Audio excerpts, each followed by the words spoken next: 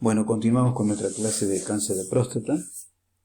Habíamos visto la biopsia con ecografía transrectal y ahora vamos a ver la biopsia de próstata por fusión, en la cual se utiliza también la ecografía transrectal y la resonancia magnética nuclear en forma simultánea. En la otro tipo de biopsia que hablamos anteriormente, lo que observábamos era que la aguja iba por vía transrectal, mientras que en la biopsia por fusión, la aguja se introduce por vía transperineal y está indicada fundamentalmente para facilitar la biopsia de la zona anterior de la próstata, que habitualmente con una ecografía transrectal no llegamos cuando queremos hacer la biopsia. El resultado de la anatomía patológica, en el 70% de los tumores cancerosos de la próstata se originan en la zona periférica de la glándula, el 15 al 20% en la zona central y el 10 al 15% en la zona transicional. Las variantes histológicas que podemos encontrar son el adenocarcinoma, los sarcomas y el tumor neuroendocrino. En resumen, en cuanto al diagnóstico, podemos decir que el diagnóstico de sospecha lo da el tacto rectal más el antígeno prostático específico y fundamentalmente asociada a la relación antígeno libre versus total. ¿Sí? Si nosotros dividimos el antígeno libre versus el total, nos va a dar un porcentaje que, si eso es menos del 20%, es indicativo que tenemos que hacer la biopsia. Y el diagnóstico de certeza evidentemente lo da la biopsia de próstata. A veces el informe puede decir PIN, que es una neoplasia interepitelial en la cual se hace tinción con anticuerpos antiqueratina, que es una reacción inmunistoquímica que permite visualizar las células basales en los tejidos benignos. Cuando faltan esas células basales en el tejido, estamos frente a un carcinoma. Es decir, que si la prueba inmunistoquímica con antiqueratina nos da negativa, estamos frente a un cáncer de próstata. La vía de diseminación que tiene el cáncer de próstata es por vía local, a tejidos vecinos, es decir, infiltra la cápsula prostática, la grasa periprostática también lo hace, va a las vesículas seminales. La vía linfática, dijimos que la primera estación linfática son los ganglios hiloobturatrices y de allí va a los ganglios ilíacos y luego lateroaórticos, laterocavos, y por vía hemática fundamentalmente a pulmón, a hígado y cerebro.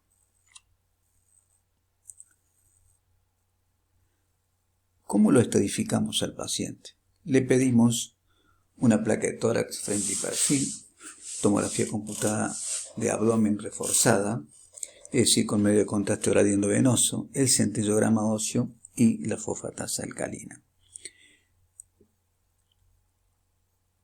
Aquí en esta tomografía ustedes ven una imagen prostática, un paciente que está en retención de orina. Allí tienen la imagen del globo vesical. Está otro paciente que tiene múltiples metástasis hepáticas.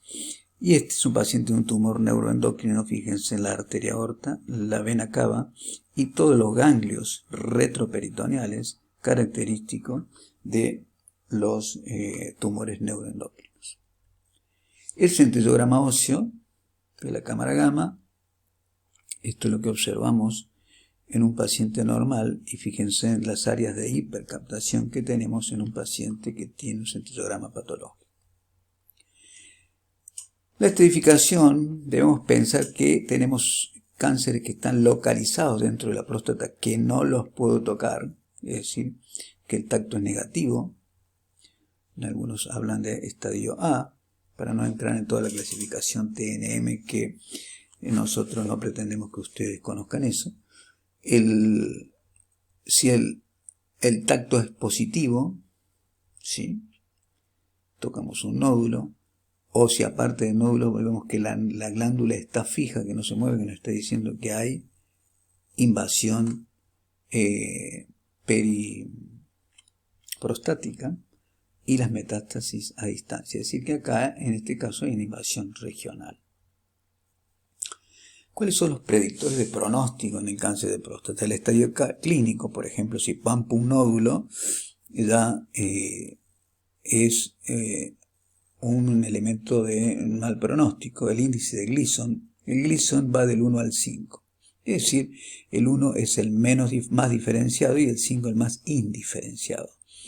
Se toman dos áreas que son las más representativas del estudio histológico, y uno es el patrón primario y el otro es el secundario. Y esto es importante porque no es lo mismo decir un patrón de 3, que es una agresividad intermedia, con un 5, que es más agresivo. No es lo mismo decir 3 más 5, donde 3 en este caso es el primario, y da 8, que decir 5 más 3, porque en este caso el primario, el que quiere decir que es el que está más presente en el tejido, es el 5, ¿sí? Por lo tanto, por eso se toman dos áreas y se habla de score de Gleason. La edad de diagnóstico también entra dentro de los factores pronósticos, ya que menos de 70 años es peor pronóstico, porque puede progresar más rápido, más de 70 años es mejor pronóstico. Y los valores del PSA total al momento de diagnóstico, evidentemente que no es lo mismo un paciente que tiene 10 de antígeno prostático, un paciente o que tiene menos de 10 de antígeno prostático, que los pacientes que tienen más de 10 de antígeno prostático. ¿Qué le doy? Es decir, ¿cuáles son las opciones terapéuticas que manejamos para este tipo de pacientes? El cáncer de próstata localizado, tenemos distintas opciones terapéuticas, lo mismo que vamos a ver para el cáncer de próstata avanzado. ¿Cuáles son las opciones terapéuticas del cáncer de próstata localizado? La cirugía, la radioterapia, hormonoterapia y la vigilancia activa. La cirugía, en la prostatectomía radical, lo que hacemos es sacar la cápsula, la glándula prostática, las vesículas seminales, que puede estar o no acompañado de los ganglios ileobturatrices. Esta cirugía se puede hacer tanto por vía a cielo abierto, por vía laparoscópica o por vía laparoscópica, pero a lo cual le sumamos el robot. En la Argentina hay dos lugares donde se generan, dos lugares donde se hace la cirugía robótica. Uno es un hospital de la provincia de Buenos Aires y el otro es el hospital italiano de Buenos Aires, que tiene dos robots. ¿Cuál es la diferencia entre hacer una adenomectomía y una prostatectomía radical?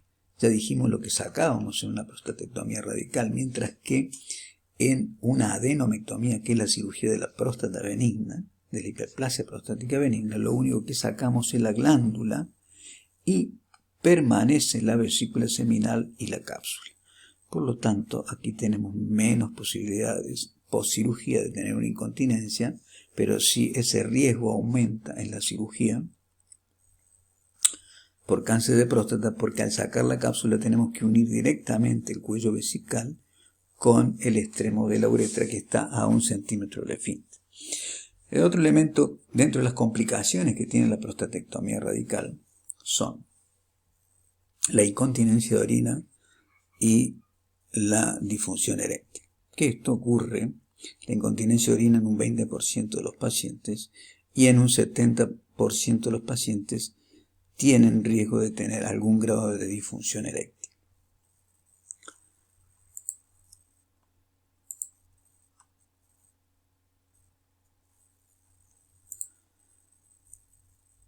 Y aprovecho la oportunidad para mostrarles aquí cuál es las posibilidades que tiene de tratamiento el paciente con disfunción eréctil post cáncer de próstata. Uno son el Viagra, el otro y sus derivados, las inyecciones dentro de los cuerpos cavernosos con sustancias como la papaverina, la prostaglandina, o una bomba o una prótesis de pene. El implante, esto es una prótesis flexible, fíjense que cuando yo toco la bomba, baja líquido, se llena los túbulos que pongo dentro de los cuerpos cavernosos y genera la erección. Si yo aprieto la válvula que está por encima de la bomba, se produce el regreso del líquido a este reservorio que está dentro de la cavidad abdominal. Entonces tenemos una prótesis de pene en la cual tenemos los cilindros que van dentro de los cuerpos cavernosos, donde tenemos el reservorio que se coloca dentro de la cavidad abdominal y la bomba con la válvula por encima de la bomba que se coloca a nivel escrotal. La radioterapia. La radioterapia es otra alternativa terapéutica que tiene, digamos, la misma respuesta al tratamiento que aquellos pacientes que tienen que la cirugía, pero evidentemente con menos efectos colaterales, que son menos riesgo de incontinencia de orina, prácticamente no existe, y el cambio en la calidad de erección puede aparecer a los 2 años posterior a la radioterapia, porque se produce una fibrosis de todos los tejidos que van a terminar englobando y generando un fenómeno de alteración vascular, alterando la erección, mientras que en la cirugía se produce un fenómeno neurológico por lesión de los filetes nerviosos que pasan a los costados de la próstata. Durante la cirugía se lesionan esos filetes nerviosos. Dijimos, esta radioterapia puede ser una radioterapia 3D o una radioterapia de intensidad modulada. Intensidad modulada, ¿qué quiere decir? Que si yo tengo un tumor en el lóbulo derecho, yo puedo con la intensidad modulada hacer que los rayos sean con mayor concentración sobre ese lóbulo derecho. Dijimos que el resultado, tanto en cirugía como en radioterapia, cuando son pacientes que tienen un score de Gleason menor de 7, la respuesta a 10 años es la misma tanto con cirugía como con radioterapia. Mientras más agresivo es el tumor, es mejor hacer cirugía. La braquiterapia. La braquiterapia es el sembrado de semillas radioactivas, que es con yodo 125. Para hacer este sembrado de semillas radioactivas se utiliza, dijimos, la ecografía transrectal, la planificación de dónde se colocan las semillas, y los pacientes tienen que tener ciertas características. Fundamentalmente no tener síndrome de obstrucción urinaria baja, porque el proceso inflamatorio post-implantación puede hacer que un paciente que ya tenga un cierto grado de obstrucción lo termine obstruyendo completamente. Y un volumen prostático menor de 50 centímetros cúbicos o de 50 gramos. La próstata normalmente pesa entre 20 a 30 gramos, es decir, para que ustedes imaginen, ese es el tamaño de una aceituna. La vigilancia activa. ¿Qué es la vigilancia activa? Es aquellos pacientes en los cuales no le vamos a hacer nada al paciente, pero sí vamos a hacer un control estricto. Son pacientes mayores de 70 años o pacientes menores de 70 años con algunas comorbilidades. Pacientes que tienen un PSA total menor de 10, un Gleason menor de 7 de bajo riesgo.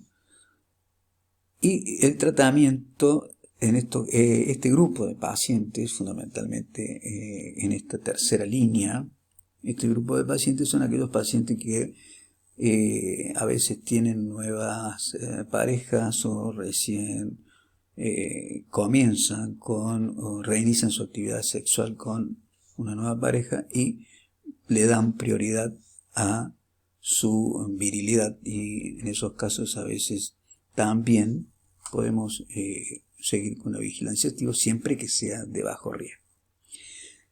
Y en la vigilancia activa el tratamiento está indicado cuando aparece una metástasis o cuando el PSA es mayor de 100 nanogramos por mililitro.